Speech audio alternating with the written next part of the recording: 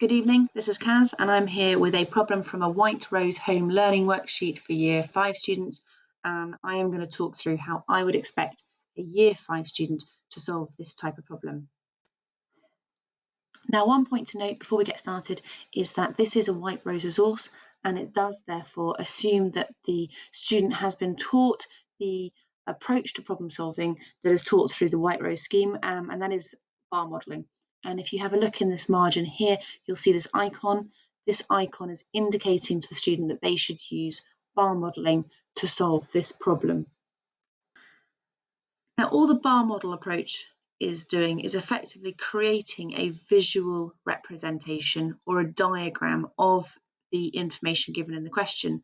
And when we see something presented visually in a diagram, we can quite often intuitively see the steps to solve that problem. Okay, so step one is take the information in the text and put it into the diagram. We've been given a little diagram in the question. We'll use that to get us started. The first piece is 0.2 metres longer than the second piece. That first piece is 0.2 longer than the second piece. I've added that information to the diagram there. And the second piece of information that we're given is that the third piece is 23 hundredths shorter than the second piece.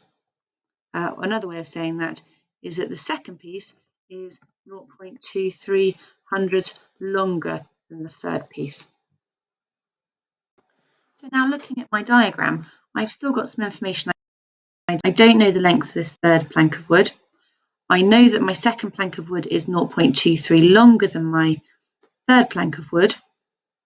Now my first plank of wood, I can add a little bit more information here, because using the information in the second plank, that the second plank is 0.23 metres longer than the third, I can actually tell that my first plank of wood must be the same size as my third plank of wood, add 0.23, add 0.2. So my diagram's now starting to look quite useful. There's actually only one piece of information I don't know, and that's this length here. With that length, I can find the second piece by adding 0.23, and I can find the first piece by adding 0.23 and 0.2. And the information in the question tells us that the total length of those 6 pieces is 0.9. So what I would expect a Year 5 student to do now is to draw that as a bar model, and that would look something like this, where they would show that the total length is the addition of each of those 6 parts, and there are 3 parts that are unknown, and there is a part of 0.23, a part of 0.2, and a part of 0.23, and they would show that the total length of that bar is equal to 0.9. They now have a bar model that they can look to solve, and the first step would be to simplify that down, because these are 3 values that can be added together, and so they are able to add those up. 0.23, 0.2 and 0.23 add to 0.66, so they can simplify their diagram like that. They now have a much simpler diagram to show that 3 parts are unknown. Add 0.66 is equal to 0.9, and through looking at that diagram, hopefully they can see by taking that part 0.66 away, what they're left with in this 0.9 is in fact 0.24, because the 0.24 and the 0.66 sum to 0.9. And if 3 of those unknown parts is equal to 0.24, hopefully it's only a small step to tell us that each of those individual parts must have been 0.08 of a metre or 8 centimetres.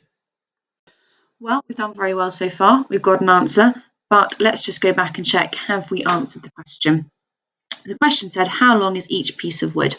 We have found out that this unknown part is 0.08. So we can say that the length of that third part is 0.08 metres. That second piece of wood we found out was 0.08, add 0.23, so that second piece of wood must be 0.31 metres. And my first piece of wood is that unknown piece of length of wood, which we now know is 0.8, add 0.23, add 0.2, so that must be 0.51 metres. So all that's left is our final check.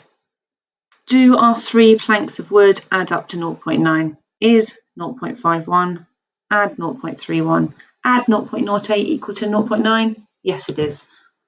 Problem solved. Thank you for watching the video. I really hope it was useful, and see you next time.